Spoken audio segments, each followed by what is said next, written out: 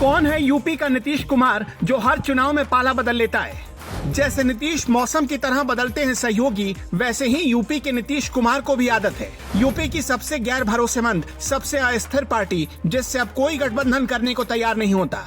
ये सब सुनकर अगर आपके जहन में ओम प्रकाश राजभर का नाम आ रहा है तो आप 200% गलत हैं। ओम प्रकाश राजभर तो अपने बड़बोलेपन के कारण बदनाम है। असल में हम जिस चेहरे की बात कर रहे हैं वो है मायावती।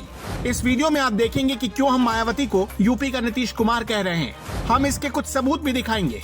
नीतीश कुमार बिहार में पूरी सियासत एक झटके में पलट देने के माहिर खिलाड़ी माने जाते हैं, लेकिन देश में ऐसा करने वाले वो अकेले नेता नहीं है। नीतीश कुमार कमोबेश उसी रास्ते पर हैं जिस पर उत्तर प्रदेश में बसपा सुप्रीमो मायावती चलती आई है। गठबंधन के मामले में दोनों की राजनीति मेल खाती है। 90 के दशक से बसपा और मायावती देश की राजनीति का अहम किरदार बने हुए हैं। करीब 30 सालों में धुर विरोधी हूँ या कोई और, सभी के साथ गठबंधन करने, सत्ता के लिए नए नए प्रयोग, 6-6 महीने के मुख्यमंत्री का फॉर्मूला और चुनाव से पहले गठबंधन, बाद में किनारा कर लेने जैसे तमाम कला में मायावती माहिर हैं। 90 के दशक में बसपा का पहला गठबंधन समाजवादी पार्टी के साथ हुआ। तब बसपा काशीराम की हुआ करती थी और मायावती का नंबर उनके बाद आता था। ये गठबंधन काशीराम और सपा के संस्थापक मुलायम सिंह यादव के बीच हुआ। ये गठबंधन 2 ही साल चला और 1995 में मायावती पहली बार बीजेपी के समर्थन से मुख्यमंत्री बनी। इसके ठीक 1 साल बाद यानी 1996 के चुनाव में बसपा कांग्रेस के साथ गठबंधन में चली गई। 1997 में बसपा ने फिर बीजेपी के समर्थन से सरकार बनाई और फॉर्मूले के तहत 6-6 महीने मुख्यमंत्री दोनों पार्टियों से होने थे। मायावती ने पहले शपथ ली, कार्यकाल आगे बढ़ा, लेकिन जब कल्याण सिंह के मुख्यमंत्री बनने की नौबत आई तो बसपा ने बीजेपी से संबंध तोड़ लिया।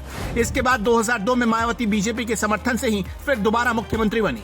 वैसे मायावती का एक और इतिहास रहा है। गठबंधन किसी के साथ भले ही किया हो, लेकिन उनका इतिहास रहा है कि शर्तें सिर्फ वो अपनी ही मनवाती हैं। 21वीं सदी में उत्तर प्रदेश की जनता भी अपना मिजाज बदल चुकी है। वो गठबंधन की सरकारों से ऊबने लगी थी। इसका फायदा मायावती को 2007 के चुनाव में मिल गया। बसपा पहली बार पूर्ण बहुमत के साथ सत्ता पर काबिज हुई। हालांकि 2012 में ये जनादेश सपा को मिल गया। 2017 आते आते बीजेपी यूपी की सत्ता पर काबिज हो गई।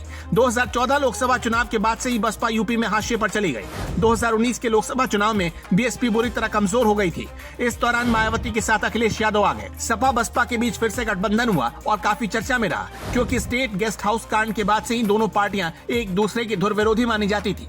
लेकिन ये हृदय परिवर्तन ज्यादा देर तक नहीं चला। 2019 के लोकसभा चुनाव में सपा के साथ लड़कर बसपा ने 10 सीटें हासिल की और अखिलेश यादव की सपा ने सिर्फ 5 सीटें।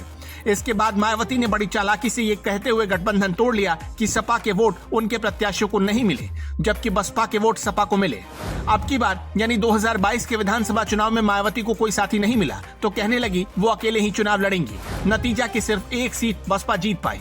वैसे आपका क्या मानना है? क्या मायावती सच में उत्तर प्रदेश के नीतीश कुमार हैं? क्या नीतीश कुमार की पॉलिटिकल लाइन पर चलती हैं? कमेंट बॉक्स में अपना जवाब हमें जरूर बताएं।